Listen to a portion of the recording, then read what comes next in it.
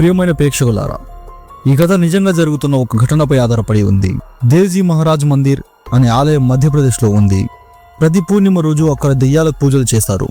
ఆ ఆలయాన్ని చూసేకి మహారాష్ట్ర, రాజస్థాన్ ఇంకా మన ఆంధ్రప్రదేశ్ నుండి కూడా ఎంతో మంది వెళ్తూ ఉంటారు. అక్కడ జరిగిన ఒక సంఘటనను నేను ఒక కథ రూపంలో మీ ముందు తీసుకొచ్చే ప్రయత్నం చేస్తున్నాను. ఇక కథలోకి వెళ్తే, మధ్యప్రదేశ్లోని మలాస్పూర్ గ్రామంలో ఒక చిన్న ఇంట్లో రాము అనే యువకుడు తన కుటుంబంతో పాటు కూర్చొని ఉంటాడు. రాము 25 సంవత్సరాల యువకుడు. గ్రామంలోని ఒక సాధారణ కుటుంబం నుండి వచ్చినవాడు.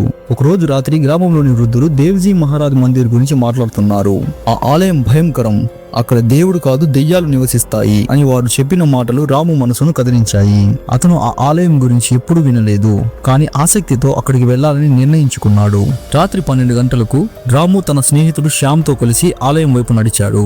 అడవి మార్గంలో చీకటి నిండిన దారిలో ఒక చిన్న ప్రదేశం దగ్గర ఆలయం కనిపించింది. ఆ ఆలయం పాత రాళ్లతో నిర్మించబడింది, కానీ దాని చుట్టూ విచిత్రమైన శబ్దాలు వినిపిస్తున్నాయి. రాము ఆలయం లోపలికి వెళ్ళినప్పుడు పాత విగ్రహం ఉంది, కానీ అది సాధారణ దేవుడి విగ్రహం కాదు. అది ఒక భయంకరమైన ముఖంతో కనిపించింది. ఆ సమయంలో ఒక అరుపు వినిపించింది, "నీవు ఎవరు? ఇక నుంచి వెళ్ళు" అని. రాము భయంతో వెనక్కు తగ్గాడు, కానీ శ్యామ్ అతనిని పట్టుకుని ఆ ఆలయంలో దెయ్యాలు నిజంగా ఉన్నాయి అని చెప్పాడు. రాత్రి 1 గంటకు ఆలయం నుండి ఒక మహిళ ఆకారం కనిపించింది.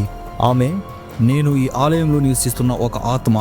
నీవు నా శాంతిని భంగం చేస్తే నిన్ను వదలును" అని అరిచింది.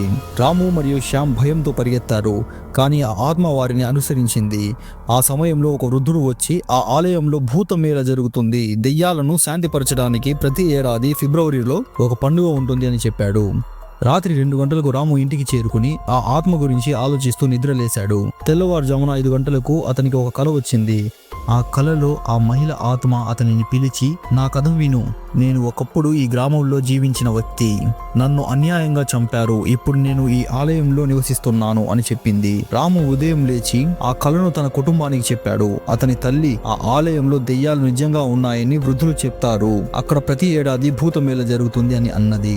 ఉదయం 7 గంటలకు రాము మరియు శ్యామ్ గ్రామంలోని ఒక పూజారి దగ్గరికి వెళ్లి ఆ ఆలయం గురించి అడిగారు. పూజారి ఇలా చెప్పాడు, "దేవ్జీ మహారాజ్ మందిర్ ఒకప్పుడు ఒక గురువు సమాధి స్థలం, కానీ ఆ సమయంలో ఒక అన్యాయం జరిగింది. దానివల్ల ఆత్మలు ఆ ఆలయంలో నివసిస్తున్నాయి. ప్రతి ఫిబ్రవరిలో భూతమేళ జరుగుతుంది. అక్కడ దెయ్యాలను శాంతిపరుస్తారు."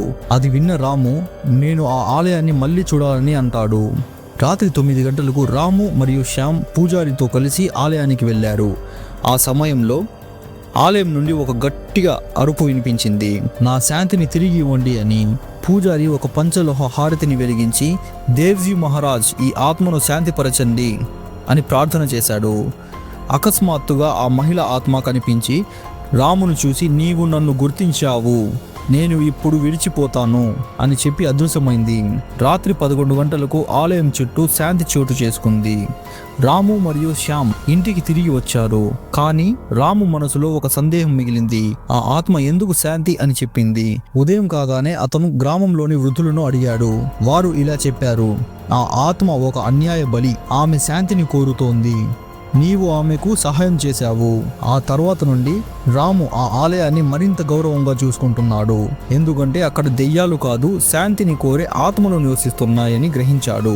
గాయస్, ఇది ఒక కల్పిత కథే కావచ్చు, కానీ ఇప్పటికీ ఆ ఆలయంలో దెయ్యాల కోసం పూజలు జరుగుతున్నాయనేది నిజం. మీ రాత్రి నిద్రను పోగొట్టే మన ఛానల్ని ప్లీజ్ సబ్స్క్రైబ్ చేసుకోండి.